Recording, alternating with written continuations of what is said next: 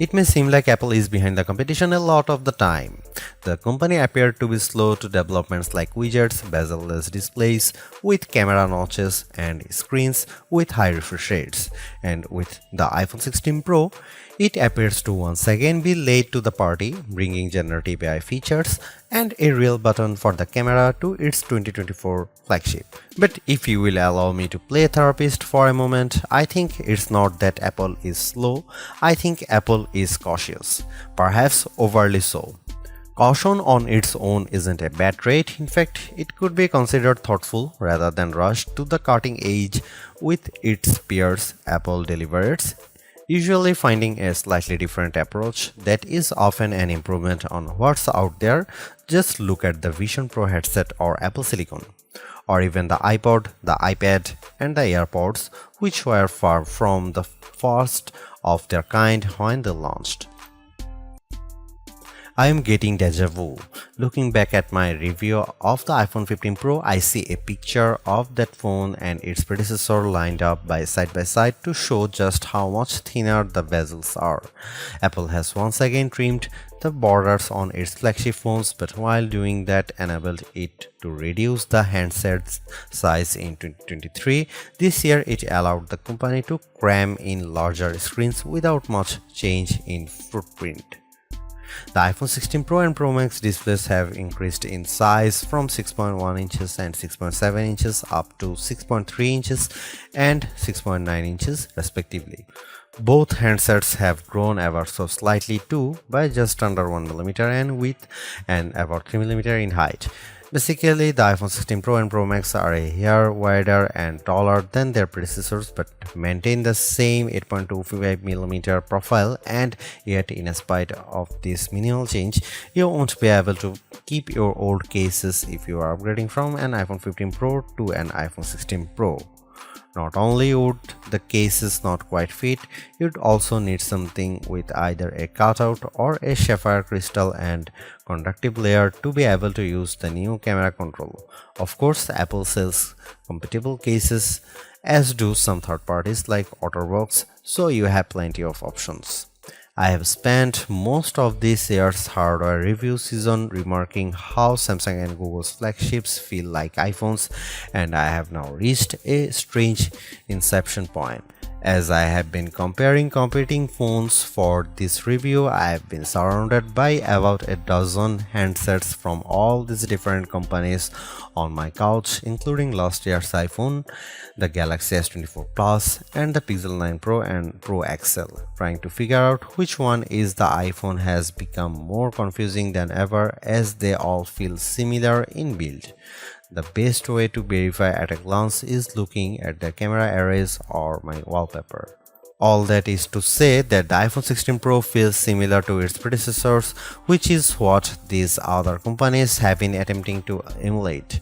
Apple would be right to feel flattered by this imitation, and yet I have to wonder if it's time to do something different. Google's Pixel 9 Pro is actually a whole 6 grams lighter than the iPhone 16 Pro at 221 grams, and I'm absolutely smitten by its rich pink hue and shiny edges. Though I like the new golden desert color for the iPhone 16 Pro, I do wish Apple's premium flagship had more fun and vibrant exteriors. That said, I do love the base iPhone 16 in pink, teal, and ultramarine. Arguably, the biggest change to the iPhone 16 lineup, not to mention the iPhone 16 Pro, is the introduction of camera control. This is a button on the right side of the device which has touch and pressure sensors on it to enable greater control with swipes and semi-presses. One of the things this was supposed to do was let you push slightly on the button to trigger focus, similar to what half pressing a DSLR shutter button would do. That function won't be available at launch, so I can't say if it's effective. But by the large, camera control is a very Apple approach to a feature that has been around for years. From phones by Sony and Nokia with dedicated shutter buttons to Android handsets with hardware-based double-click shortcut, the notion of quick access to your camera without having to fudge with The screen is a popular one, for good reason too. I've hated having to swipe or long press the icon on my iPhone's lock screen in the past, and even though I could set the iPhone 15 Pro section button to open the camera, it just wasn't positioned well and I'd have to give up my mute button. So, Apple isn't breaking new ground with its hardware shortcut for a frequently used app, but it does do a few things differently. With the touch sensor, you can swipe on it to tweak things like exposure, zoom levels, and tone, and the half press still works as a way to select options or go back out of menus within the camera control interface. In theory, it's a nice way to make changes in the fly. In reality, there are a few issues and they largely have to do with placement. The button sits a little farther from the base of the phone than I'd like, so my fingers have to reach a bit more to press it, whether I was in landscape or portrait mode. This wasn't usually a problem when I had both hands free and could steady the iPhone with my other hand and readjust my grip. But if you are trying to take a quick shot with just one hand, the button's location can feel unintuitive. Of course, everyone has different finger lengths and ratios, so it's entirely possible that other people find this logical. It also depends on your grip. If you are cradling the bottom of the device in your palm, it's harder to maneuver. If you are covering part of the screen and reaching out for the button head on, it's slightly easier to use camera control. Still, even for those with the strongest claws, swiping and half pressing and double half pressing on the sensor is tricky. I was only ever really able to do that if I had my thumb holding up on the bottom edge and my middle ring and little fingers steadying the right end of the phone. Maybe this is a new camera grip I just need to relearn for this button. The awkward placement is a minor gripe compared to what I found most annoying, the button's touch sensor. Not only was it difficult to swipe through different settings when holding the device with one hand, it also reacts to accidental touches and swipes. Sometimes the phone would slide down my palm and change the exposure or zoom level, completely ruining the vibe. I should point out that you can go into accessibility settings to either tweak or swipe sensitivity or turn it off altogether if it really bothers you. Honestly, if you are planning on making adjustments with camera control, it's best to have time, patience, and both hands free.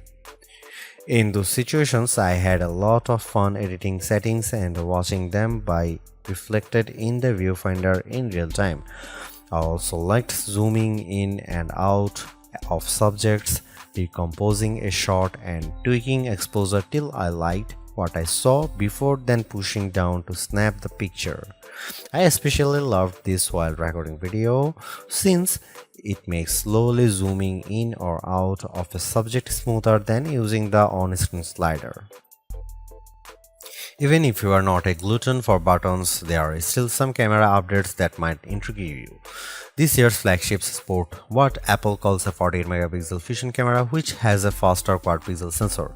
This enables what the company describes as zero shutter lag, which is wording it has used repeatedly over the years.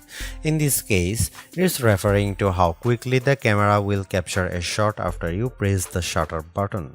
I will admit I was initially confused by this update, in part because it requires relearning some behaviors I had adopted to mitigate the shortfalls of older cameras. Basically, the iPhone 16 Pro's cameras are now so fast that when I asked someone to throw something so I could capture it in motion to see how still the images were, my shots ended up being of the person holding the object. Our video producer and I were very confused, and it wasn't until the zero shutter lag concept was explained clearer to me that I got it. I had become used to pressing the shutter early since cameras, in my experience, would be fractions of a second slow. Apple has become so fast that it actually captured the literal moment I tapped the button instead of the split second after when the object was in mid-air.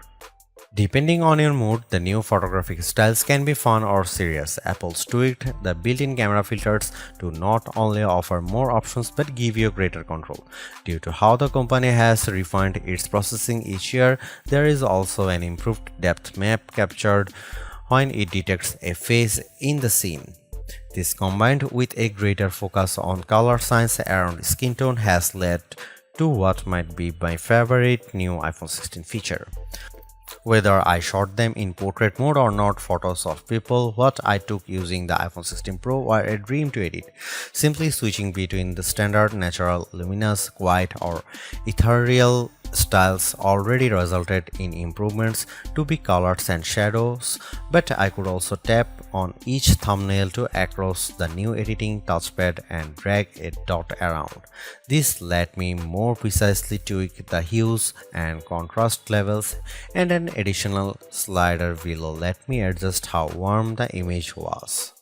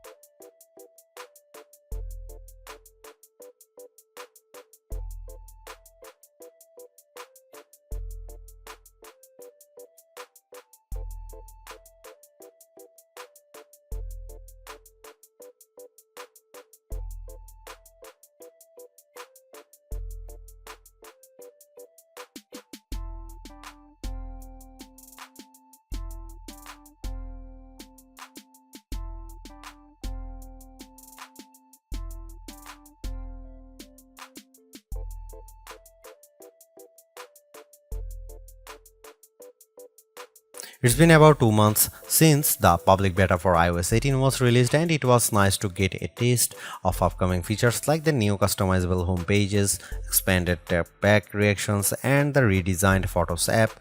With the iPhone 16 launch, iOS 18 is basically ready for prime time with some caveats. This year, more than ever, it's hard to figure out what's coming to your iPhone and what isn't. With the release of Apple Intelligence slated for October, features like writing tools, cleanup for photos, and the redesigned Siri won't be ready till next month, and even then, your non-Pro iPhone 15 won't be compatible. Plus, some features that were teased at WWDC like Genmoji still haven't been added to the iOS 18.1 developer beta, which is where most Apple Intelligence features have been arriving as a preview for app makers. Within the iPhone 16 lineup too, there are things coming only to the Pro models like multi-layer recording in voice memos. It's confusing and can make choosing your iPhone a trickier decision, but for this review at least, the iPhone 16 Pro and Pro Max are getting everything. I cannot wait to try out multi-track recording in voice memos, and I hope Apple sees this yearning as a sign that it should bring this to more devices. It was nice to get time with iOS 18 even in the absence of Apple Intelligence. Honestly, I'm not even sure I'd like those features that much. In a similar way, Gemini AI was nice on Pixel 9 Pro series but didn't feel like must-haves. Some of the new iOS 18 touches I noticed immediately are the refreshed control center, which took some getting used to as I had to relearn how to swipe back to the home page since there are more pages to scroll through now. I especially enjoyed seeing the new little chat bubble appears on my voice recordings, indicating that a transcript had been generated for them, and though I haven't exchanged messages with Android toting friends yet, I'm glad to see RCS support is finally live this week. Though I was excited for the new custom routes tool in Maps, I struggle to actually create them. You can set your start and end points and have the app close the loop for you or just tap landmarks or points on the map to get the route to basically connect the dots. Unfortunately, no matter how many times I tried to get the route to cut through a building where I knew a pedestrian walkway existed, maps reinstated me at every turn, forcing the route to go through more established paths instead. It's not unreasonable, but certainly not the open world route creation feature I was envisioning. The best thing about iOS 18 and also some new features in the iPhone 16 lineup is the customizability. I do appreciate that if you don't like something, you can usually turn it off. With the new ability to place apps outside of a rigid grid, you can now lay your home screen out just the way you like. The redesigned Photos app lets you create and pin collections so you can more easily find the pictures most important to you. And again, I'm glad Apple is giving people the option to turn off camera control altogether or adjust its sensitivity. Apple's caution is sometimes warranted, especially at a time when mistrust of AI-generated content runs rampant. The company taking its time to get Apple Intelligence right is understandable, but its deliberation doesn't always lead to winners. While I appreciate the attempt to differentiate camera control with the touch sensor for more versatility, I am not yet convinced on its usefulness. The good news is, and I cannot stress this enough, you have the option to tune it to your liking, and that's the theme I'm seeing in recent Apple features that hint at more thoughtfulness than usual. If you don't like something or if something isn't right for your needs, you can adjust or disable it. In iOS 18, you have greater control over your home screen's app layout and can pin custom collections for easier reach. In the Photos app, the action button introduced last year could have been a spectacular fail had Apple not let you still keep it as a mute switch, but it managed to give people more functionality while maintaining the status quo for those who are just as resistant to change. Change is scary, change is hard, but without change there is no progress. Apple's cautious approach is a tricky balancing act that's evident on the iPhone 16 Pro. Some new features like audio mix and custom routes in maps delivers mixed results, otherwise like photography styles are hits. Then there are the basic ingredients like good battery life and durable, attractive designs that Apple cannot neglect. The iPhone 16 Pro's subpar battery life holds it back from beating the competition, which is stiffer than ever this year, especially from Google. Luckily for Apple, most people who have iPhones are going to stick with iPhones. It's just easier.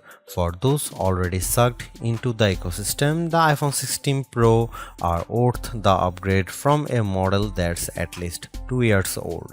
If you already have an iPhone 15 Pro, for the sake of our planet and your wallet, you might prefer to hold off on upgrading, especially since this year's devices aren't that much different.